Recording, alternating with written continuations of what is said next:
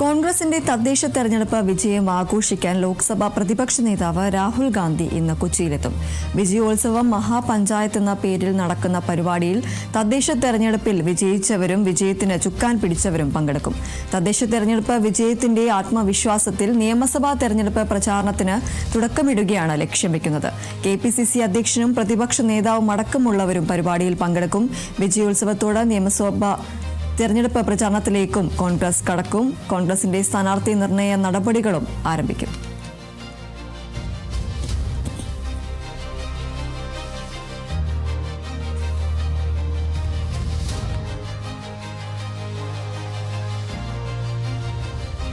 ലോക്സഭാ പ്രതിപക്ഷ നേതാവ് രാഹുൽ ഗാന്ധി ഇന്ന് കൊച്ചിയിലെത്തും. കോൺഗ്രസിന്റെ തദ്ദേശ തെരഞ്ഞെടുപ്പ് വിജയം ആഘോഷിക്കാനായാണ് രാഹുൽ ഗാന്ധി ഇന്ന് കൊച്ചിയിലെത്തുന്നത്. വിജയോത്സവം മഹാപഞ്ചായത്ത് എന്ന പേരിൽ നടക്കുന്ന പരിപാടിയിൽ തദ്ദേശ തെരഞ്ഞെടുപ്പിൽ വിജയിച്ചവരും വിജയത്തിന് ചുക്കാൻ പിടിച്ചവരും പങ്കെടുക്കും.